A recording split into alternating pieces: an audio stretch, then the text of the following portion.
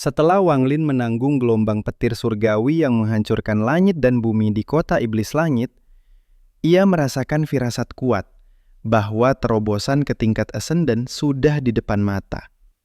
Tanpa ragu, ia segera kembali ke istana abadi yang pernah ia kunjungi bertahun-tahun lalu bersama Yao Sisue. Ia menutup diri untuk berlatih selama 10 tahun dan akhirnya berhasil menembus tingkat ascendant. Namun, sebelum sempat merayakan keberhasilannya, sebuah keberadaan misterius yang bersembunyi di dalam zirah hitam di medan perang kuno tiba-tiba melancarkan serangan mendadak, berniat merebut energi asal ascendant milik Wang Lin. Di bawah pengejaran gila pihak lawan, Wang Lin melarikan diri ke sebuah kebun yang dipenuhi buah segar. Ia menelan buah-buah itu dalam jumlah besar, hingga jatuh ke dalam kondisi mengamuk.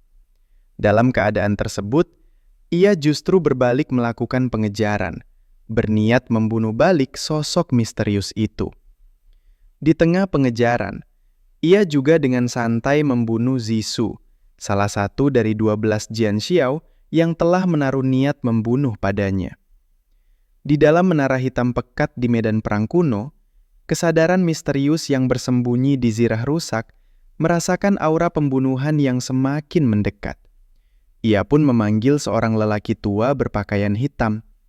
Ia menghadiahkan lelaki tua itu 3 perlengkapan: pelindung pergelangan tangan, zirah dada, dan pelindung bahu, yang mengandung api iblis dahsyat, mempersenjatainya menjadi pengawal iblis yang kuat. Di tengah jeritan kesakitan lelaki tua itu, ketiga zirah tersebut berubah menjadi pola iblis yang menembus kulitnya, membuat kultivasinya melonjak secara mengerikan dalam waktu singkat. Setelah itu, lelaki tua tersebut keluar dari menara dan menggunakan teknik rahasia untuk memanggil 3 makhluk iblis tersembunyi: Feng Yin, ahli penyegelan dan penyamaran; Modi, yang bersembunyi di bawah tanah dengan metode licik; dan Hu Pao, pengendali ratusan juta arwah. Ketika Wang Lin melangkah ke padang tandus yang dipenuhi aura pembusukan, Modi menyerang lebih dulu. Tanah meledak dengan dentuman keras, duri lumpur ganas menyembur tak terhitung jumlahnya, mencoba memaku Wang Lin di udara. Namun, Wang Lin dengan mudah menetralkan serangan itu menggunakan pusaran tajam dari artefak ascendant miliknya. Modi kemudian muncul dari bawah tanah, merayap di atas pilar tanah seperti binatang buas, menatap lawannya dengan dingin.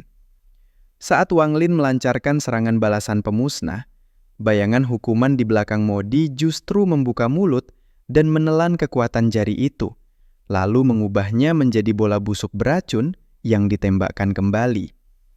Bola-bola busuk itu menyebar cepat di daratan, membentuk sebuah bola raksasa tertutup yang mengurung Wang Lin di dalamnya.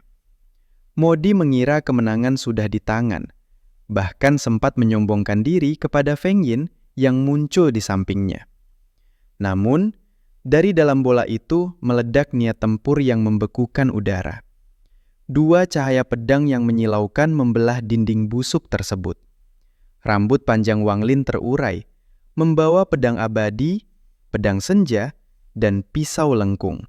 3 senjata ilahi melangkah keluar dengan tenang. Ia sama sekali tidak terluka.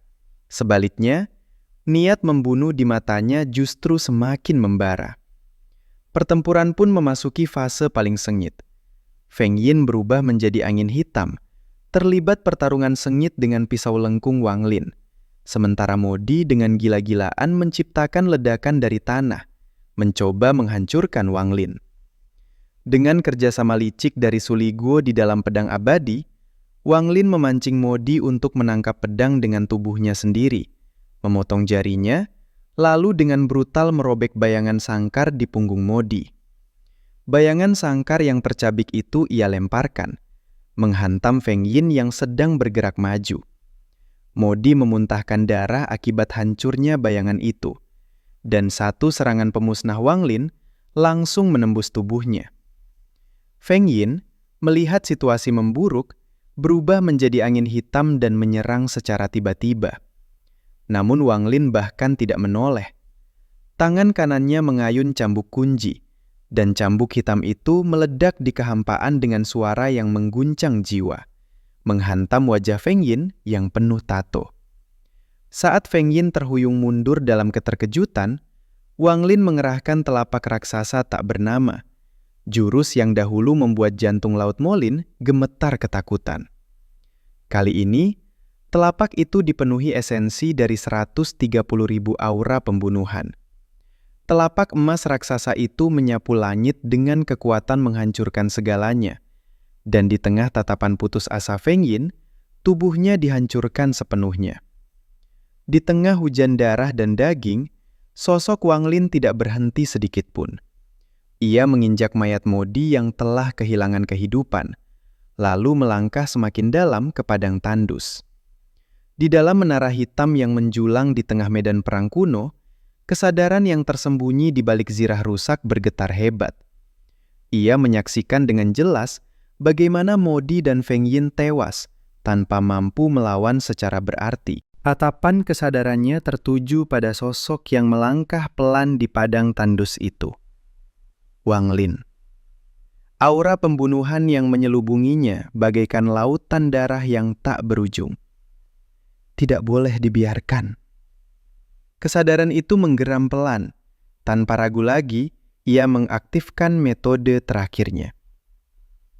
Hu Pao muncul. Langit di atas padang tandus tiba-tiba menggelap.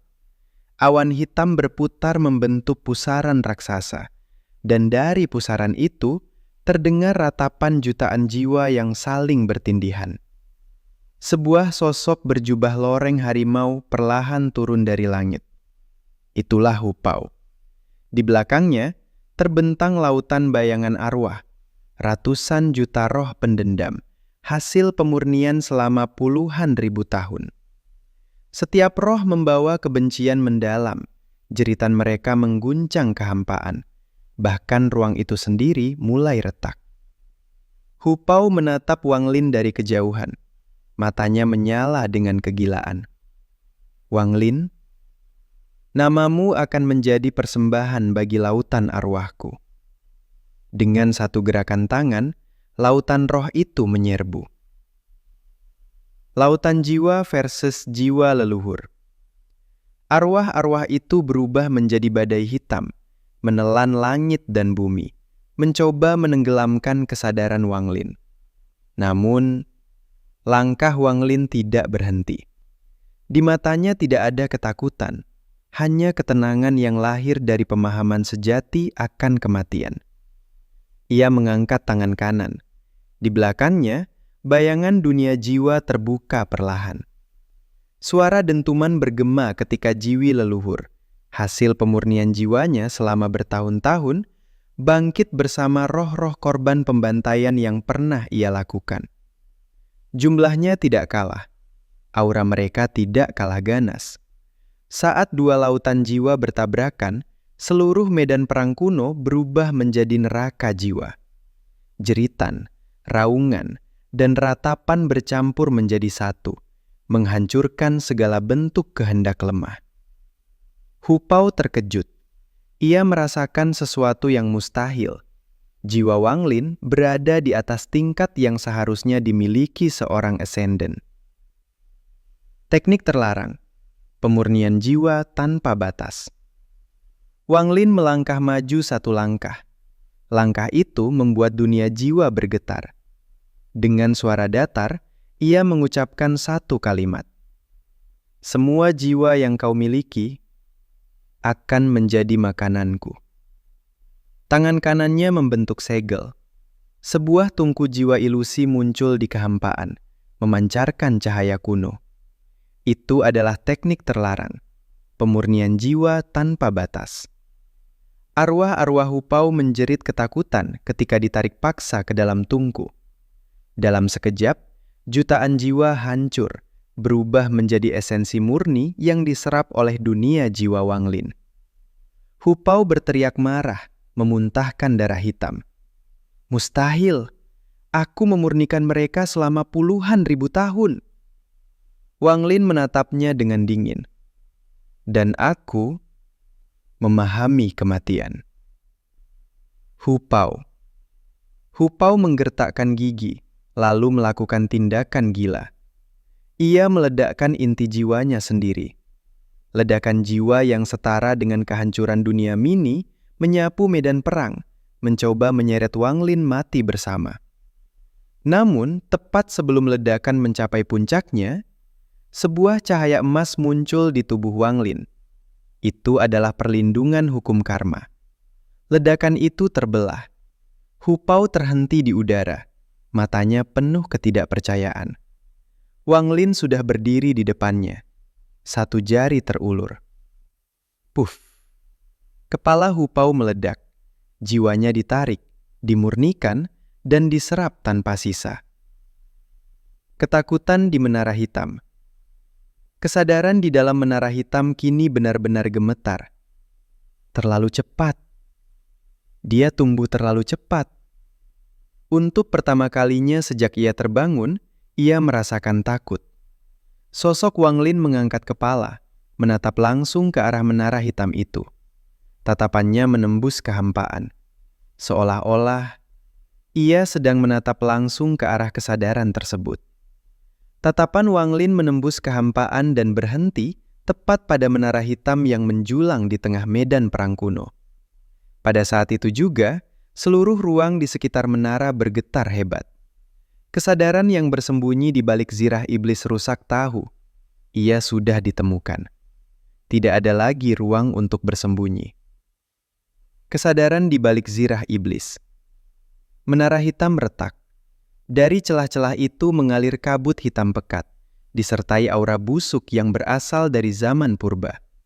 Sebuah suara parau bergema. Wang Lin, kau hanyalah pewaris kecil yang kebetulan mendapatkan sedikit pemahaman kematian. Wang Lin tidak menjawab. Ia melangkah maju. Setiap langkahnya membuat hukum ruang berderak, seakan kehendak dunia ini menolak keberadaannya. Dari menara hitam, zirah iblis rusak melayang keluar. Tidak ada tubuh di dalamnya, hanya kesadaran kuno yang menempati benda itu. Zirah tersebut penuh retakan, namun justru memancarkan tekanan yang menakutkan. Tekanan itu berasal dari era sebelum kehancuran dunia kuno. Aku pernah berdiri di puncak, kata suara itu perlahan. Dan kau hanya serangga yang baru merangkak. Wang Lin mengangkat kepalanya. Tatapannya tenang, dingin, dan tanpa emosi. Kalau begitu, ucapnya pelan, kau mati sebagai serangga yang tertinggal zaman. Zirah iblis bergetar hebat. Kabut hitam menyembur keluar, berubah menjadi ribuan rune iblis yang membentuk domain kehendak. Itu bukan serangan fisik, itu adalah serangan kesadaran. Jika gagal menahan, jiwa akan hancur, eksistensi terhapus dari samsara. Namun, Wang Lin hanya menutup mata. Di dalam lautan kesadarannya, pohon reinkarnasi jiwa bergoyang perlahan. Roda karma berputar. Serangan domain kehendak itu runtuh satu demi satu, seperti debu tertiup angin. Zirah iblis tersentak. Ini bukan esenden biasa. Mata Wang Lin terbuka. Di dalamnya terpantul kehampaan tanpa dasar. Aku tidak berjalan di jalur kekuasaan, kata Wang Lin. Aku berjalan di jalur kehancuran. Zirah iblis pecah. Wang Lin mengangkat tangan kanan. Ia tidak menggunakan teknik, tidak menggunakan senjata. Ia hanya menekan ke depan. Tekanan sederhana itu membuat ruang berlipat, hukum berteriak, dan zirah iblis bergetar hebat. Retakan menyebar cepat.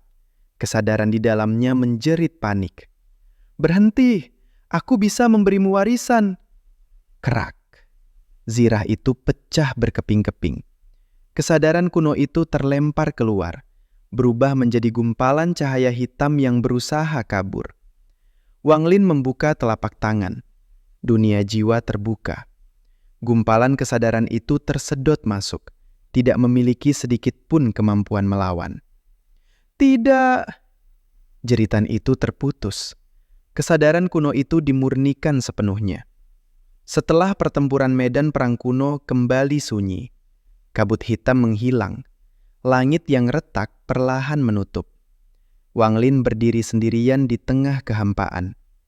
Aura pembunuhan di sekelilingnya mulai mereda. Namun kedalaman kesadarannya justru semakin tak terukur. Ia menutup mata sejenak. Di dalam dunia jiwanya, pemahaman baru muncul. Fragmen hukum kuno yang berasal dari kesadaran yang telah ia hancurkan. Namun Wang Lin tidak merasa puas. Ia membuka mata dan menatap jauh ke kehampaan. Ini belum selesai. Di kejauhan, sesuatu yang lebih besar telah memperhatikannya. Kehampaan berangsur-angsur kembali tenang. Namun ketenangan itu hanyalah ilusi. Jejak pertempuran antara Wang Lin dan kesadaran kuno telah meninggalkan retakan hukum yang menyebar dari medan perang kuno ke berbagai penjuru dunia. Di sebuah benua yang jauhnya tak terhitung, seorang lelaki tua bermata abu-abu yang sedang bermeditasi tiba-tiba membuka mata. Di belakangnya, bayangan matahari hitam muncul sekejap, lalu menghilang. Kesadaran kuno hancur. Suaranya dipenuhi keterkejutan. Di tempat lain, di dalam istana es abadi, seorang wanita berjubah putih yang diselimuti kabut dingin perlahan mengangkat kepala. Ia menatap ke arah kehampaan. Aura kematian yang begitu murni. Siapa yang melangkah sejauh ini? Di wilayah iblis, di atas singgasana tulang, seorang raja iblis tertawa pelan. Tumbuhlah. Semakin besar, semakin nikmat untuk dihancurkan. Nama Wang Lin mulai bergema, meski belum ada yang benar-benar mengetahui sosok di balik nama itu. Kembali ke medan perang kuno. Tanah yang telah membusuk runtuh satu persatu. Retakan besar membelah daratan, memperlihatkan lapisan hukum purba yang tersegel. Wang Lin berdiri di tepi retakan itu. Ia merasakan panggilan samar dari kedalaman. Sesuatu sedang memanggilnya. Tanpa ragu, ia melangkah masuk. Di dasar retakan, terdapat sebuah ruang tertutup oleh rune kuno. Di tengah ruang itu, mengambang sebuah kristal jiwa hitam keunguan, berdenyut seperti jantung hidup. Saat Wang Lin mendekat, kristal itu bergetar hebat. Suara parau terdengar di dalam pikirannya. Bukan ancaman, melainkan penyesalan. Aku gagal. Namun kau mungkin bisa melanjutkannya. Wang Lin mengulurkan tangan. Kristal itu menyatu ke dalam dunia jiwanya tanpa perlawanan. Dalam sekejap, banjir informasi mengalir. Teknik kuno, fragmen sejarah dunia yang telah musnah. Dan sebuah nama yang membuat mata Wang Lin menyipit. Dunia jiwa keempat. Medan perang kuno mulai runtuh sepenuhnya. Wang Lin melompat keluar tepat sebelum kehancuran total. Di belakangnya, dunia kuno itu ambruk dan menghilang ke dalam kehampaan, seolah tak pernah ada. Ia berdiri di kehampaan luas, sendirian. Namun kini, jalannya semakin jelas. Wang Lin menutup mata, lalu melangkah ke depan. Satu langkah kecil. Namun bagi dunia, itu adalah awal dari bencana yang tak terhindarkan.